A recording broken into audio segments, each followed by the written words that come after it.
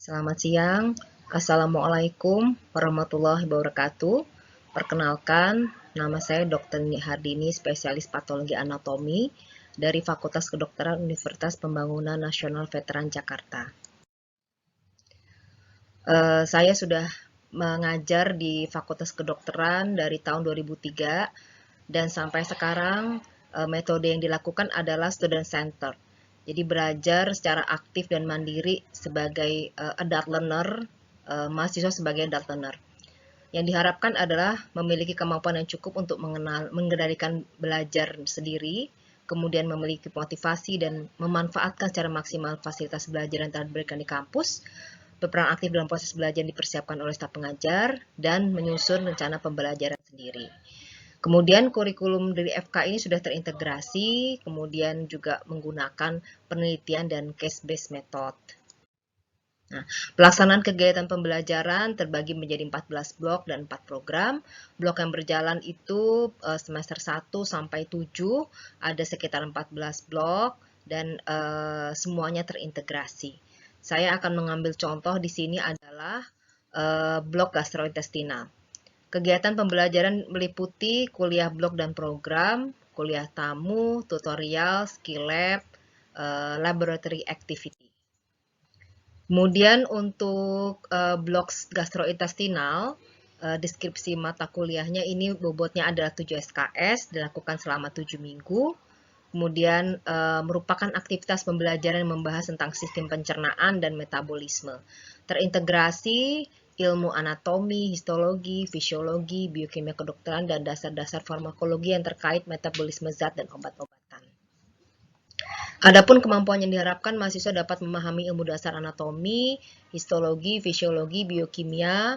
Kemudian mahasiswa menjelaskan konsep integrasi ilmu anatomi, histologi, fisiologi, biokimia, sistem gastrointestinal melalui pendekatan klinis.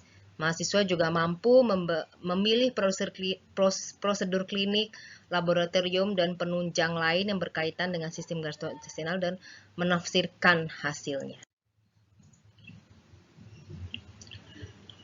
Kemudian mahasiswa mampu menegakkan diagnosis dari data sekunder dan menyusun rencana tata laksana masalah sistem pencernaan yang meliputi tata laksana medik bedah.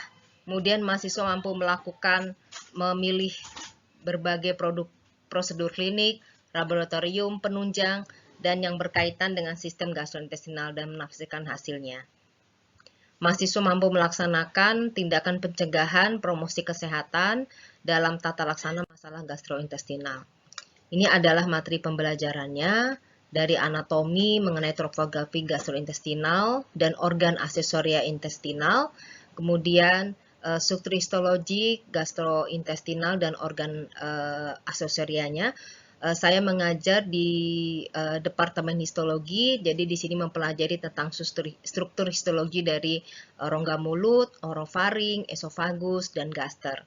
Juga struktur histologi dari usus halus, usus besar, kemudian organ aksesoris sistem gastrointestinal, yaitu hepar, lien, kandung empedu, dan pankreas. Juga materi pembelajaran yang lain adalah fisiologi, biokimia, kemudian farmakologi dasar, dan integrasi dari semua ilmu-ilmu dasar. Metode pembelajarannya adalah tatap muka seluruhnya berupa kuliah interaktif untuk Departemen Histologi sebanyak 2 kali 100 menit, kemudian praktikum laboratorium sebanyak 2 kali 170 menit, tutorial atau case method berupa diskusi dan presentasi PPT, dilaksanakan 2 kali dalam seminggu dan ada belajar mandiri. Kemudian ini adalah sistem penilaiannya berupa ujian CBT, materi berasal dari kuliah setiap departemen, kemudian ada ujian OSPE, yaitu Objective Structure Practical Examination, jadi materi berasal dari praktikum setiap departemen berupa identifikasi preparat. Kemudian ada juga ujian lisan kasus atau Student Oral Case Examination, yaitu materi berasal dari. Selamat pagi, hari ini kita akan mengadakan kuliah gastrointestinal histologi. Nah, Organ yang terlibat dalam pencernaan antara lain adalah lidah, kemudian ada kelenjar saliva, bibir, dan gigi geligi. Saluran cerna terdiri atas esofagus, gaster, usus halus yang terdiri atas duodenum, yeyunum, ileum, serta usus besar yang disusun oleh kolon ascendens, trapezium, descendens, kemudian lanjut ke appendix, rektum, dan anus. Nah, organ yang terlibat dalam pencernaan antara lain adalah hepar dan kandung empedu serta pankreas. Untuk rongga mulut, fungsinya adalah untuk mengunyah, lubrikasi dengan saliva, dan membentuk bolus, serta menelan. Nah, rongga mulut dan bibir bagian dalam dilapisi oleh epitel berlapis gepeng tidak berkeratin, di mana epitel jenis ini adalah sifatnya berfungsi untuk protektif. Ya. Kemudian untuk rongga mulut sendiri dibentuk oleh pipi, palatum keras, palatum lunak, dan lidah. Dan rongga mulut itu adalah ruang yang memanjang dari gusi dan gigi, pembukaan antara rongga mulut dan orofaring. Sedangkan kelenjar ludah akan menghasilkan air liur yang biasanya disekresikan untuk menjaga mulut dan faring dalam keadaan lembab dan bersih. Ketika makanan masuk ke dalam mulut, sekresinya akan meningkat untuk melumasi, melarutkan, dan memulai pencernaan secara kimiawi. Ada 3 pasang kelenjar utama ludah yang mensekresi sebagian besar air liur, antara adalah kelenjar parotis, submandibula, dan sublingual. Ini adalah anatomi dari rongga mulut. Ya, kita lihat ada bibir, gigi geligi, kemudian ada palatum, ya, kemudian ada juga tonsil. Nah, bibir ini dibagi atas 3 bagian, yaitu permukaan eksternal, permukaan internal, dan vermilion. Ya, untuk eksternal ini dilapisi oleh kulit dengan folikel rambut, ada folikel rambutnya, kemudian kelenjar sebasea dan kelenjar keringat. Ada otot rangkanya, itu adalah musculus orbicularis oris, ya. Sedangkan untuk permukaan internal itu epitel berlapis gepeng tidak berkeratin, ada pembuluh darah, saraf, limf, dan kelenjar labialis minor. Dan untuk vermilion itu dilapisi oleh epitel berlapis gepeng tidak berkeratin tanpa atnesa kulit, mengandung banyak pembuluh darah sehingga warnanya akan menjadi merah. Nah, gigi sendiri itu ada gigi susu dan gigi permanen. Komponen mineralnya itu ada enamel, dentin, dan sementum yang masing-masing disusun oleh kalsium hidroksiapatit, ya, dan dengan kadar persentase yang berbeda-beda. Ini adalah gambaran anatominya dari gigi, kemudian juga dari lidah, ada bagian eksternal, internal, dan bagian merah, ya. Nah, ini adalah struktur histologi dari gigi. Ada bagian crown, bagian leher, dan bagian akar. Untuk crown itu ada enamel, dentin, kemudian untuk bagian leher itu adalah perbatasan antara mahkota dengan akar. Nah, masuk ke dalam faring. Faring itu melalui mulut hingga faring ada 3 bagian. Yang pertama adalah nasofaring, orofaring, dan laringofaring. Untuk nasofaring ini fungsinya hanya untuk pada saat respirasi. Sedangkan orofaring ini untuk respirasi dan pencernaan, laringofaring ini untuk respirasi dan pencernaan, sama ya, hanya nasofaring yang berbeda. Nah, ini gambaran dari lidah. Lidah ini terdiri atas jaringan ikat dan otot rangka, dilapisi oleh epitel berlapis gepeng tanpa tanduk. Fungsinya untuk mengunyah, menelan, berbicara. Kemudian epitel lidah bagian ventral, bagian bawah ya, itu lebih halus dibandingkan dengan bagian dorsal. Dia lebih kasar karena dia mengandung papila-papila. Kalau kita lihat gambar di sebelah ini adalah pembagian dari lidah. Di sini yang di bagian tengah ini adalah banyak papila filiformis, bagian tepi ini bagian fungiformis, sedangkan di bagian sulcus terminalis ini banyak circumvallata. Ya, ini adalah bagian pengecap yang berbeda-beda tergantung apa yang diberikan. Kemudian ini ada 4 tipe papila ya. Papila yang pertama itu adalah filiformis, ini yang paling banyak. Untuk epitelnya sama seluruhnya. Epitel berlapis gepeng, ada keratinnya. Kemudian fungiformis itu seperti jamur, ada di antara filiformis. Kemudian ada juga testbud ya di bagian tepi-tepinya. Yang berikutnya adalah jenis papila foliata, itu sepanjang posterolateral lidah, mempunyai testbud saat neonatal, usianya 2-3 tahun akan berdegenerasi. Jadi pada usia dewasa sulit untuk ditemukan. Kemudian yang terakhir adalah papila circumvallata, itu jumlahnya 8-12, tersusun membentuk huruf V dan terendam pada antriosulcus terminalis. Nah, testbud pada bagian lateralnya, kemudian juga terdapat kelenjar serosa von Ebner. Nah, untuk testbud ini merupakan organ sensori kecap. Setiap testbud dapat membedakan tiap rasa, namun tiap testbud spesial untuk 2 dari 4 rasa.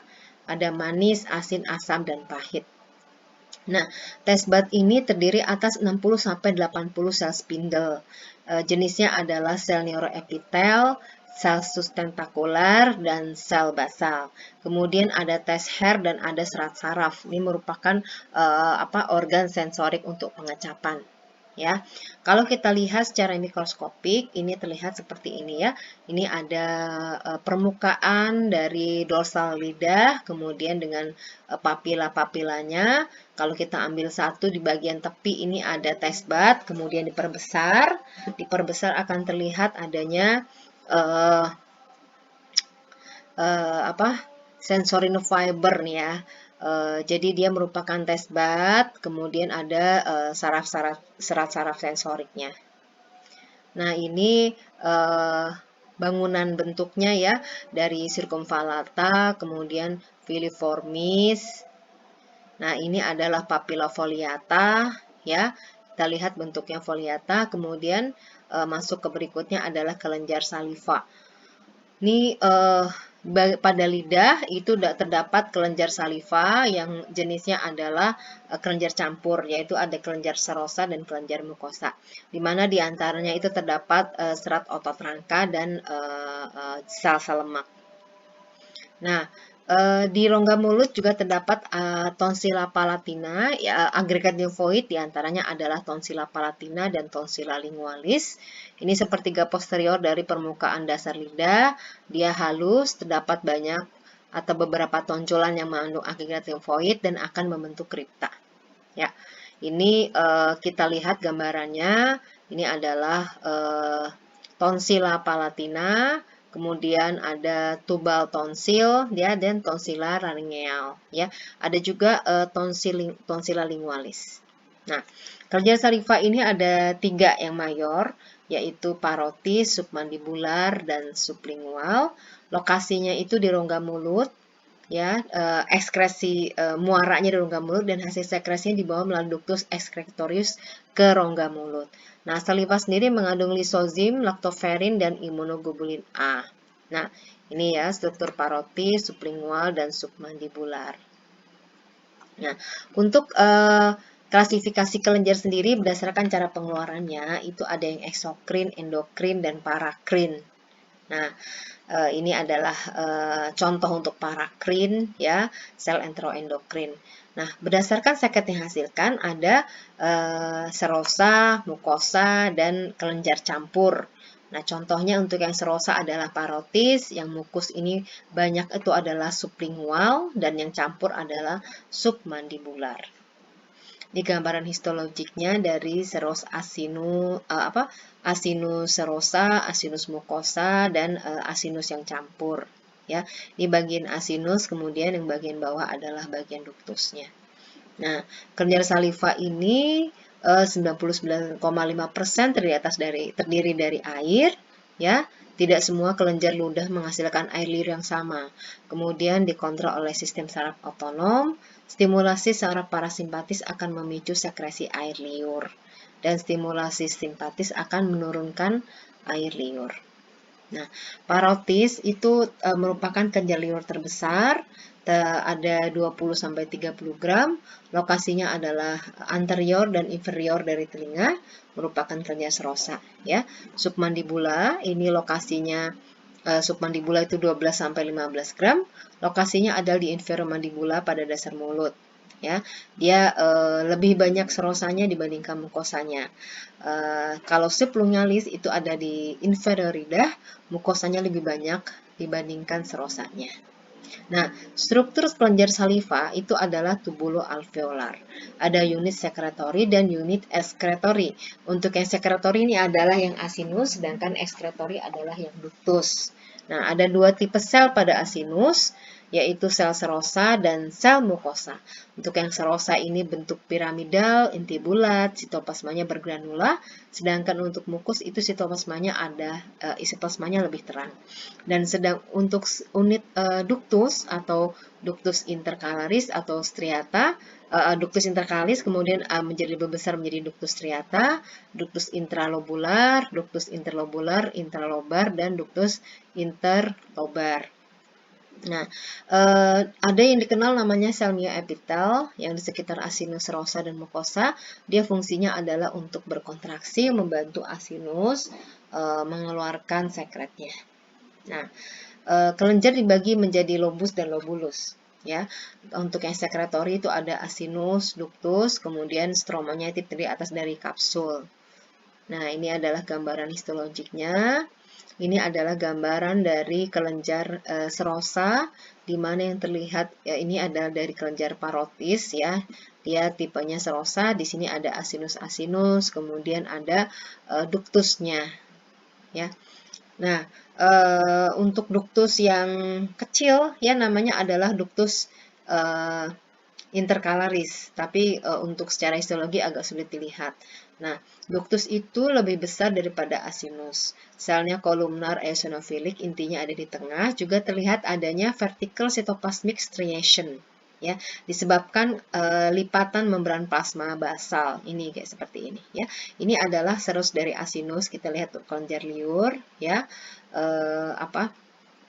warnanya kemerahan ya, sitoplasmanya agak kemerahan ya, karena mengandung granula. Kemudian ini adalah ductus intercalaris, ini adalah ductus striated. Nah, ini kelenjar liur campur ya. Di sini untuk yang tipe mukosa dan untuk yang serosa sehingga membentuk gambaran serus demiluns ya. Nah, ini adalah kelenjar submandibular, juga termasuk kelenjar campur ya. Kita lihat di sini ada yang komponen dari kelenjar serosa, kemudian adalah kelenjar mukosa ya. Nah, yang ini adalah kelenjar sublingual, dia lebih banyak komponen mukosanya ya. Ini kalau kita lihat mukosa semua di sini ya, ada serosa namun tidak banyak. Nah, saluran pencernaan itu mulai dari panjangnya sekitar 9 meter, mulai dari esofagus, lambung, usus halus, usus besar.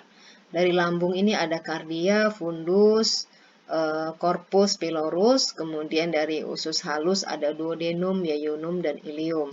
Kemudian usus besar ada appendix, cecum, kolon, rektum, saluran anal. Nah, ini gambarannya ya. Ada tunika mukosa, kemudian submukosa, kemudian muscularis, dan tunika serosa. Nah, ini ya, mukosa itu ada epitel, lamina epitelnya epitel selapi silindris, kemudian ada lamina propria yang isinya itu adalah pembuluh darah, jaring ikat jarang, nervus, kemudian ada pembuluh limf, dan ada sel-sel limfosit atau sel imun. Kemudian masih lapisan mukosa ada muscularis mukosa, kemudian ada lapisan submukosa ya, isinya hampir sama dengan di lapisan lamina propria ya. Kemudian ada lapisan muscularis eksterna. Di sini ada yang bagian sirkular, bagian dalam. Kemudian bagian luar adalah yang longitudinal. Di antaranya terdapat plexus mesentericus auerbach. Namun untuk di mukosa nama plexusnya adalah plexus Meissner. Ini merupakan plexus saraf yang mengatur pergerakan dan sekresi kelenjar di saluran pencernaan. Nah, dini saluran pencernaan dari esofagus bagian bawah ke anus memiliki 4 dasar lapisan yang sama. Jadi dari esofagus sampai anus itu sama ya. Dari mulai mukosa, kemudian submukosa, kemudian muskularis, dan akhirnya lapisan serosa. Ya. Nah, untuk persyarafannya ada persyarafan enterik dan terdiri di lapisan submukosa. Yang enterik itu ada Meissner, kemudian untuk yang di muskularis ada Auerbach. Kemudian ada persyarafan simpatik oleh nervus plangnicus dan parasimpatik oleh nervus vagus, di mana simpatik ini akan menginhibisi peristaltik dan mengaktifasi otot sphincter, sedangkan untuk parasimpatis dia menstimulasi peristaltik, inhibisi otot sphincter, dan memicu sekresi. Nah, ini adalah untuk persyarafannya. Ya, inervasi sarafnya yang tadi sudah dijelaskan.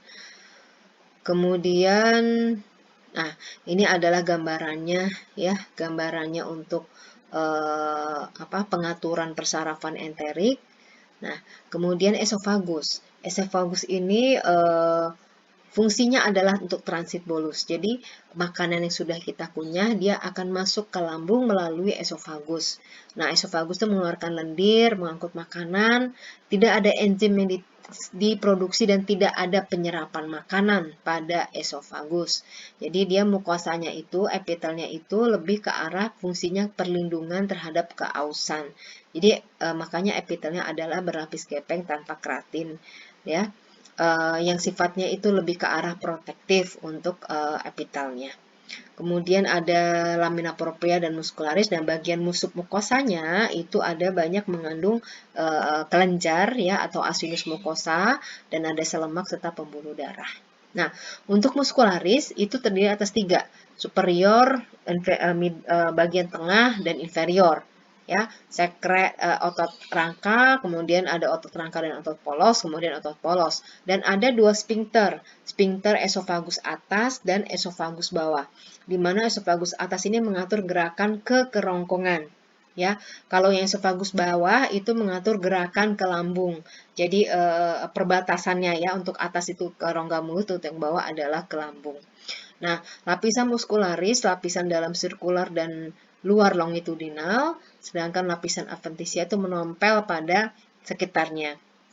Nah, ini ada unsur lemak, pembuluh darah, dan saraf. Ya. Jadi kalau secara histofisiologi itu sphincter fisiologis itu fungsinya adalah mencegah reflux ya. Ada sphincter faringoesofageal dan gastroesofageal. Nah, peristaltiknya selama 50 mm per detik. Nah, ini adalah gambaran histologiknya ya. Ini menelan, ini difasilitasi oleh saliva dan mukus ya. Ada tahapan yaitu bolus melewati orofaring, kemudian gerakan involuntary melalui faring, kemudian melalui esofagus ke bagian lambung. Ya, ini ada gerakan menelannya. Kemudian ini adalah lambung. Lambung itu akan membentuk cime. Jadi kapasitasnya 1500, dia akan memproduksi pepsinogen, renin, lipase gastrik, hormon parakrin. Dan dia ada lipatan ruge mukosa dan submukosa yang tidak tampak kalau lambung distensi. Jadi pada saat lambungnya kosong dia akan terlihat, tapi kalau pada saat kembung atau penuh dia tidak akan terlihat. Di situ juga ada namanya bangunan foveola gastrica atau gastric pit yang ada di mukosa. Nah, untuk gaster sendiri terdiri atas bagian kardia, fundus, korpus, dan pilorus. Jadi kalau yang kardia itu bagian sempit ya pada junction esofageal, sedangkan fundus itu seperti kubah. Kalau korpus itu yang bagian terbesar, dia akan memproduksi cime, sedangkan untuk yang pilorus itu seperti corong ya, ini melepaskan ke duodenum. Nah, ini adalah anatomi dan histologi dari lambung ya. Ini kardia yang berbatasan dengan esofagus, kemudian fundus, korpus, dan pilorus. Ya. Struktur umum dari lambung itu adalah mukosa, submukosa, muskularis propria, dan serosa. Ya. Ini adapun mukosanya pada fundus, epitel selapis silindris ya, ada bagian ismus, leher, dan pundus. Kemudian ada 6 tipe sel pada lamina propria, yaitu sel permukaan, sel parietal, kemudian sel regeneratif, ada sel mukosa leher, sel zimogenik, dan sel DNES. Ya, ini adalah gambaran histologi dari lambung, ya. Ini kita lihat seperti ini, ya, yang tadi dibahas. Ini ada gastric pit, lamina propria, kemudian ada chief cell dan parietal cell. Ya, ini ada tentang. Nah, ini adalah gambaran histologinya, kemudian ini bagian-bagiannya dari kelenjar di gaster, ya, lokasinya di ismus, di leher, dan di dasar dari kelenjar fundus. Ya, ini adalah histologi dari fundus atau histologi dari korpus dari lambung, ya. Ini terlihat di sini ada gastric pit, kemudian ini bagian-bagian selnya, ya, banyak kelenjar-kelenjarnya di sini sampai ke lapisan muskularis mukosa, ya. Nah, ini adalah antrum, nih, ya, antrum. Ini ada, kita lihat ada perbedaannya, itu gastric pit-nya lebih dalam dibandingkan dengan fundus tadi, ya. Ini gambaran pylorus, ini ada kelenjar pylorus, dan ini adalah pit pada pylorus yang terlihat lebih panjang, ya. Kemudian ini ada small intestine, ya. Small intestine panjangnya itu terdiri atas duodenum, yeyunum, dan ileum. Fungsinya untuk digesti dan absorpsi, ya. Kalau untuk duodenum ini ada enzim dan wafer alkalin dari pankreas dan empedu dari hati, ya. Ini adalah ciri khasnya. Untuk duodenum ada kelenjar Brunner, untuk yeyunum ada plica circularis Purkinje, kemudian untuk ileum itu ada plaque Peyer yang disusun oleh limfosit, ya. Nah, ini, ya, untuk modifikasi permukaan luminal untuk absorpsi. Jadi antara lain adalah plica circularis, ya. Kemudian villi. Villi ini permanen seperti finger-like projection of mucosa. Kemudian ada microvilli yang striated border, ya. Sama untuk small intestine, lapisannya mukosa, submukosa, muscularis, dan serosa. Ya, ini bisa dilihat. Kemudian ini gambaran mikroskopiknya, ya, dari small intestine. Kemudian ini adalah duodenum, ya. Kemudian ini yeyunum. Kemudian ini adalah ileum, ya. Nah, ini adalah apendik. Sebelum sampai ke kolon, dia akan sampai ke apendik yang lapisannya sama juga, ya, mukosa, submukosa, muscularis, ya. Kemudian ke usus besar, ya. Ke usus besar kolon itu panjangnya 1,5 meter untuk absorpsi air dan ion serta membentuk feses. Ada kolon ascendant, transversum, descendant, appendix, dan rectum dan anus. Sekian untuk pengantar kuliah histologi sistem pencernaan. Nanti akan diadakan kuliahnya di hari Jumat tanggal 8 April 2022. Terima kasih. Assalamualaikum warahmatullahi wabarakatuh.